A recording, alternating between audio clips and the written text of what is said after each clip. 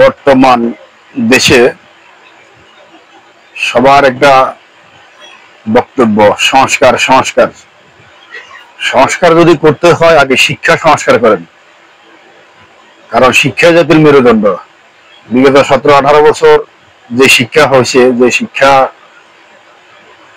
শিক্ষিত হয়েছে যেসব ছাত্রছাত্রী, তাদের ভিতরে ন্যূনতম শিক্ষার কোনো মানদণ্ড নাই, তাদের নৈতিকতা নাই, তাদের নীতি নাই। কারণ হলো এগুলা স্কুল কলেজ ইউনিভার্সিটিতে এগুলা শিখায় না। এখন হলো যে রেডিমেড ফাঁস করতে হবে, মানে ফাঁস করতে হবে। এক কথা হলো এটা সার্টিফিকেট লাগবে। এখন হলো পড়ালেখা হলো সার্টিফিকেট, সার্টিফিকেট লাগবে। আপনার নীতি নৈতিকতা এগুলা আর শিক্ষা দেয় না। তো সর্বপ্রথম আপনাকে নীতি নৈতিকতা শিখাতে হবে।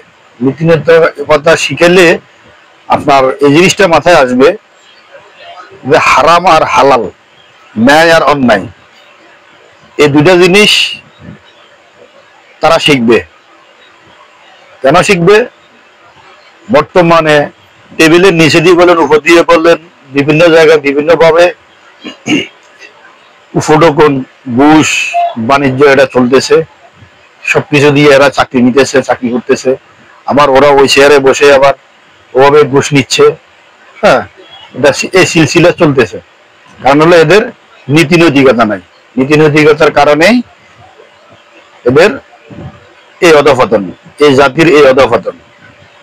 গত 2 দিন আগে যে ইসরায়েলের বিরুদ্ধে যে স্লোগান দিয়া যেসব ফলাফান গুলা বাটা শোরুম থেকে জুতাগুলা নিয়ে গেল, মালামাল নিয়ে গেল, ওদেরকে আমি দেখলাম যে এভারেজ বয়স আমার মনে হয় 25-এর কোটায়, এভারেজ বয়স 25-এর কোটায়।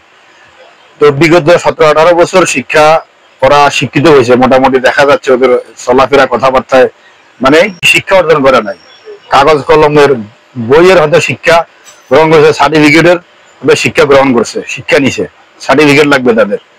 তো নৈতিকতা যদি থাকতো এরা এই ধরনের কাজ করতে পারতো না। আপনি প্রতিবাদ করেন, অন্যভাবে তো প্রতিবাদ করা যায়। আপনি ওদের প্রোডাক্ট আপনি বয়কট করেন, ওদের প্রোডাক্ট কিনেন না, আবার অন্য কাউকে না কেনার জন্য উৎসাহিত করেন। এটা হলো সর্বোত্তম প্রতিবাদ। আর সবচেয়ে বড় প্রতিবাদ হলো আপনি যদি পারেন ফিলিস্তিনের পক্ষ হয়ে তাদের সাথে লড়েন, চলে যান ওখানে। আপনি ওখানে গেলে তো আপনি করবেন চুরি করবেন, ডাকাতি করবেন। তো এই জন্য আগে যদি সংস্কার করতে হয়, শিক্ষার মানদণ্ড সংস্কার করেন, শিক্ষা সংস্কার করতে হবে। শিক্ষিত জাতি আগে করতে হবে। আপনি কাগজের কলমে আপনি সার্টিফিকেট, একটা কাগজের ওই পড়ালেখার কোনো প্রয়োজন নাই। নীতি নৈতিকতার শিক্ষা দেন। শিক্ষা দিলে জাতি এমনি সোজা হয়ে যাবে, জাতি এমনি ভদ্র হয়ে যাবে, ইমানদার হয়ে যাবে। আগে শিক্ষা সংস্কার করেন।